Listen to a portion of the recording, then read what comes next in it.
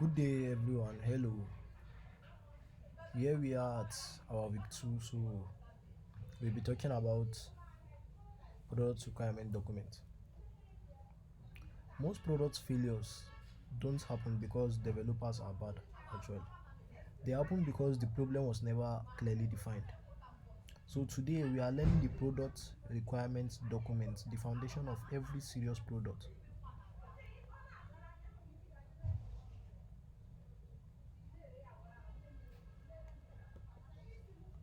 What is PRD? A PRD explains what we are building, why are we building it, and who we are building it for. It is the document that turns ideas into clear direction. So without a PRD, a team always guess because you don't know what to build next. You just guess what to build next. But with a PRD, teams build with clarity. That's the fact. Why companies use PRDs? Companies use PRD to prevent confusion so that they won't be confused on what to build, allowing designers and developers save time and cost, make better decisions. So let's imagine building a fintech app without defining the real problem. You might build features your users don't even need. Because why will you just build a fintech app without defining the real problem? That's just a wasted time and money. Team and roles in a product team. Product manager owns the PRD.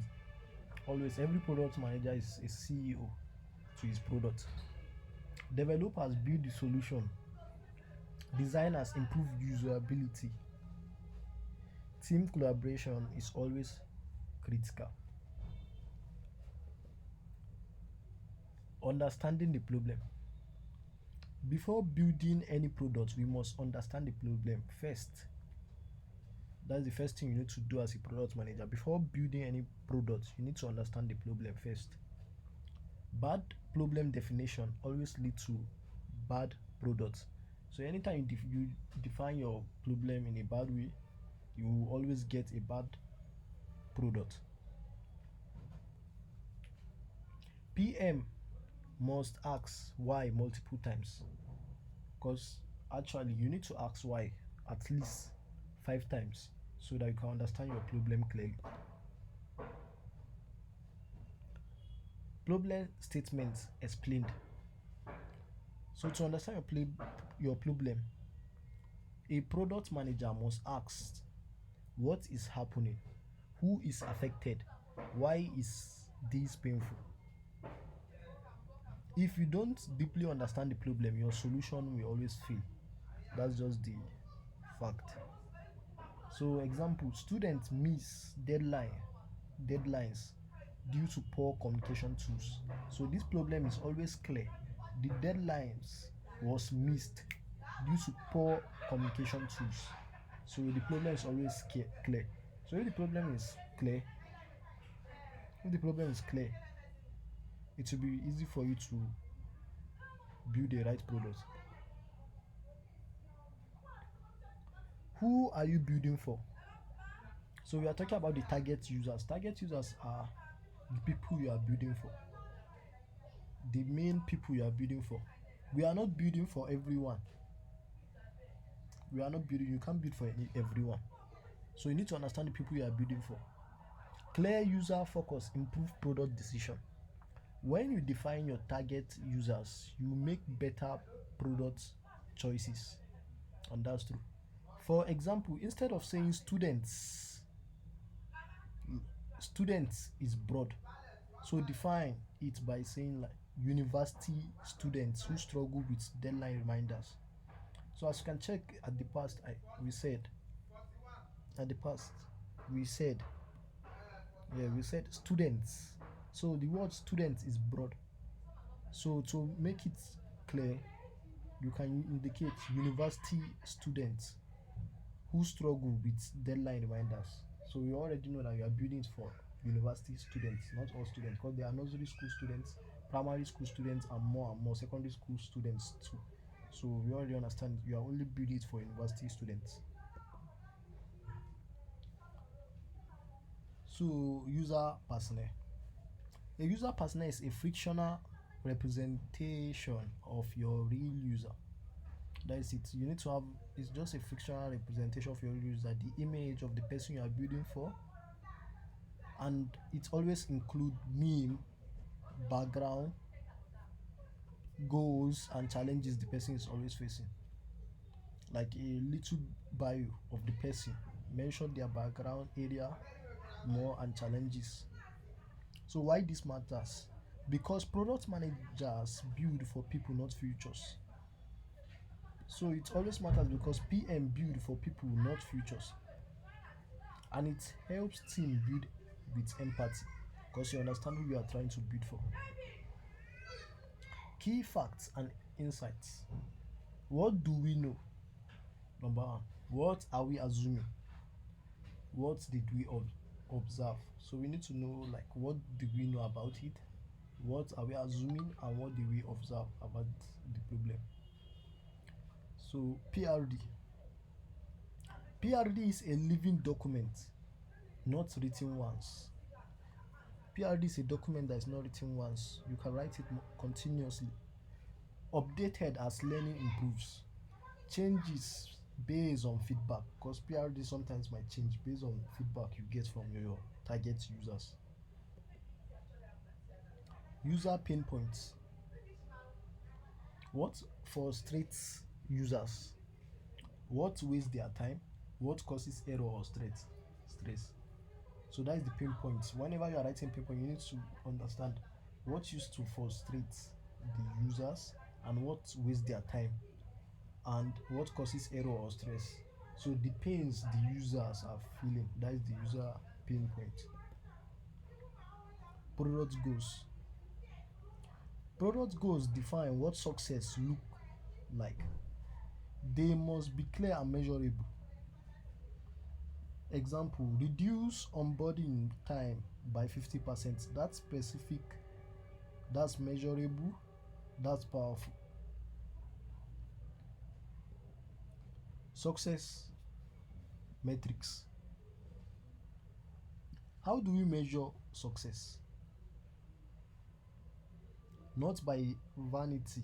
Metrics like likes. We measure real impact. Example. Let me give you guys an example. Tax completion rate. Active users retention rate. That is example. Futures are everything we could build.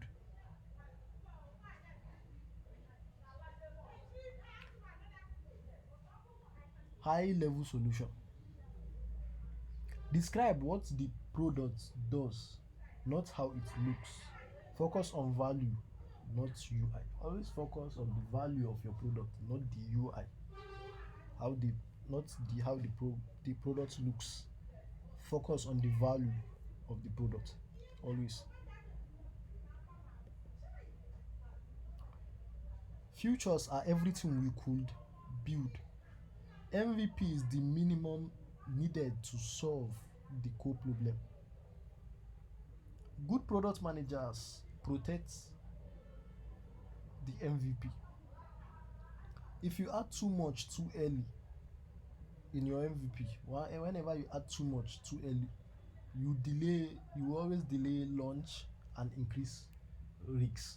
So some product managers used to be whereby they want to have all the whole features on the startup product, and which is wrong, because whenever you try to have all the whole features together, well, it will always delay the launch of the product and you are increasing risks, and that is which is bad.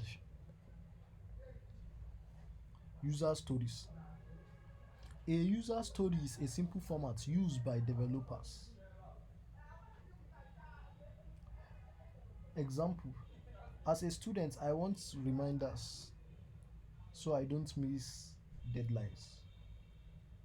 So it keeps requirements clear and user focused.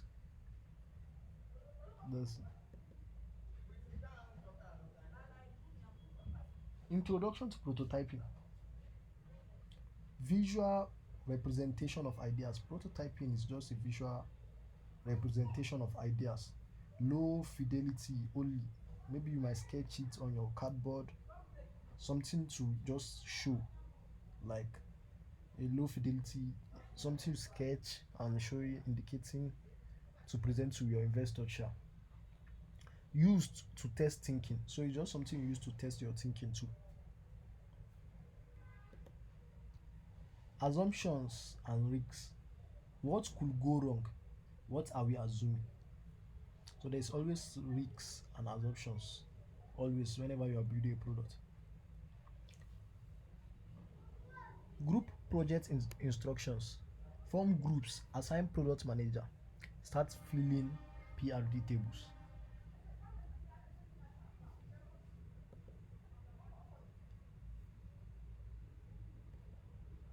So this is your ticket out.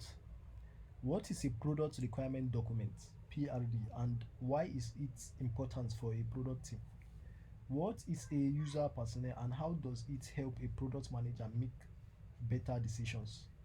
Give one example of a product goal and one success metric that can measure it. So this is the ticket out. You guys should try it out. So closing message. Before the closing message, I would like to say if you can define the problem clearly, you are already thinking like a product manager. PRD is not about paperwork, it's about clarity. So always focus on thinking, not tools. Learn by doing, ask questions. So thank you.